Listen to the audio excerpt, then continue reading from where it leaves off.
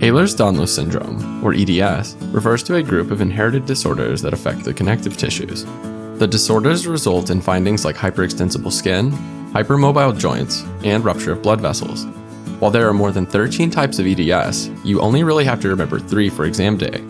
In this video, I'll give you my visual mnemonic to help keep the signs and symptoms of EDS straight. Now, I don't know about you, but when I think of Ehlers-Danlos, I think about hypermobile joints and stretchy skin. And what does all of this make me think of? That's right, yoga. You know, since yoga is all about flexibility and stuff. Now, I haven't done a day of yoga in my life, but today we're going to learn about it. We're here today for a yoga class on these mats, which should anchor you to our scene on Ehlers-Danlos syndrome. Now let's take a look at where we're actually doing the yoga. Yep, we're on a college campus. You can even see the college graduation ceremony happening in the back. Many types of Ehlers-Danlos are caused by defects in collagen synthesis, which you can remember as college here. College for collagen, right? For this college graduation, looks like there's some sort of ribbon cutting going on. See that pair of giant scissors being handed off at the front? The scissors here is our recurring symbol for cleavage, since cleavage literally means to cut things. This should help you remember that defects in pro-collagen cleavage is one of the causes of Ehlers-Danlos syndrome. That's right, we're talking about pro-collagen peptidases. Specifically in collagen synthesis, the loose terminal ends of pro-collagen are cleaved to produce tropocollagen. You can learn more about this in our dedicated video on collagen synthesis, but for now, just remember that defects in this process can lead to Ehlers-Danlos syndrome. Next, take a look at that kid with the broken lace tassel on his college cap. Yeah, he's doing this weird thing where he's using the clip to bring the pieces of lace back together. This picture should remind you of the defective cross-linking between lysine residues. You know, since lace kind of reminds me of lysine, you can remember this as lacine. And the bringing together of 2 pieces of lace reminds me of the cross-linking between lysine residues. Specifically, cross-linking of tropocollagen molecules enables the formation of mature collagen, and defects in this cross-linking can lead to Ehlers-Danlos syndrome. This should be pretty easy to reason through since cross-linking increases the tensile strength of collagen. Without these cross-links between fibrils, you can imagine how collagen might be more extensible. Yeah, and we're talking about hyperextensibility here in Ehlers-Danlos, right? Just remember that defects in cross-linking can also lead to Ehlers-Danlos, and you'll be set for test day. Alright, now that we've covered the pathophysiology of Ehlers-Danlos, let's briefly talk about inheritance. Since Ehlers-Danlos refers to a group of at least 13 different diseases, you can imagine how inheritance might vary. Some types of EDS are autosomal recessive, while others are autosomal dominant. Functionally though, this variability also makes it very difficult for a test writer to write a question about the inheritance of Ehlers-Danlos, so you should really just focus on the other stuff. Alright, now let's talk about the first type of EDS you should know. See that person that's doing the crazy yoga pose there? She looks super flexible. You might even say that her joints are hypermobile. This picture should remind you of the hypermobility type of EDS, which is characterized by joint instability only. I'm talking about those double-jointed, triple-jointed folks that showed off in grade school. I was not one of them. But this yoga girl's not the only one who's flexible. See the other yoga aficionado? Her older age makes her a classic, since she's been doing yoga forever now. She swears that it's helped her stay mobile into her later years. This yoga aficionado is here to remind you of the classic subtype of EDS.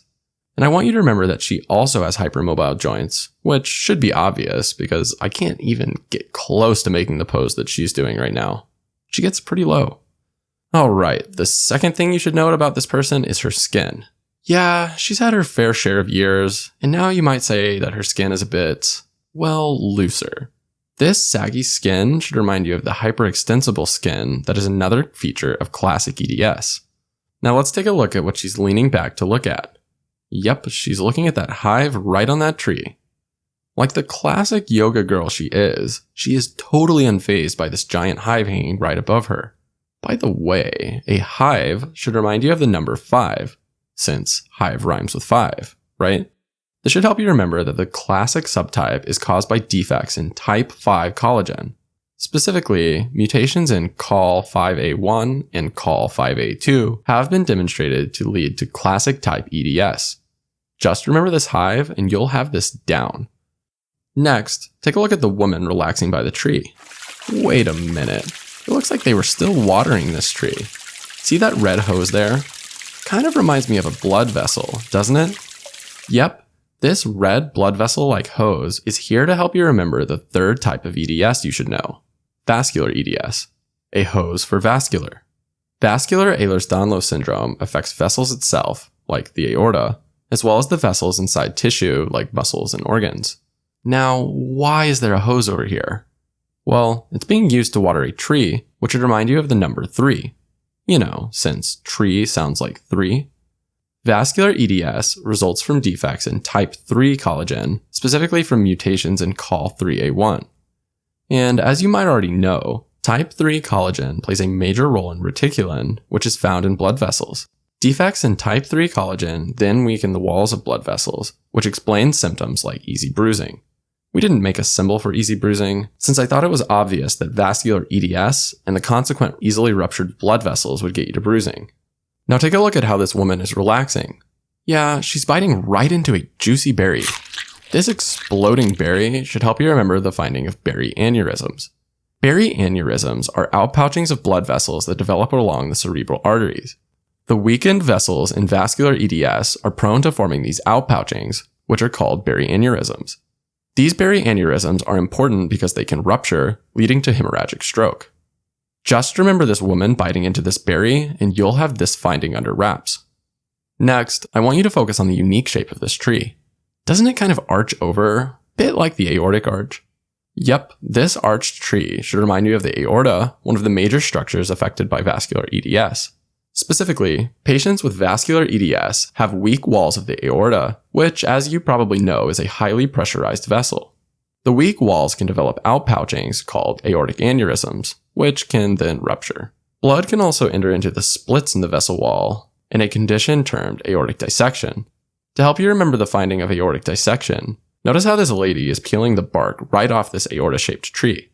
Yeah, she's dissecting the bark, or the wall, right off the aorta. Aortic dissection is a medical emergency, and it's extremely important that you be able to associate them with Ehlers-Danlos syndrome. Next, did you notice that this woman was pregnant? Unsurprisingly, it is a lot harder to do yoga with a baby on board. Maybe this is why she's taking a break. Anyway, her pregnancy should remind you of one of the feared complications in pregnant women with vascular EDS. That is, uterine rupture. Unsurprisingly, uterine rupture is a medical emergency. It leads to severe hemorrhage, which can kill both the mother and baby. While other organs can also rupture in vascular EDS, a classic one to look out for is uterine rupture in pregnancy. So don't forget it. Finally, do you remember how all these different subtypes resulted from some form of collagen defect?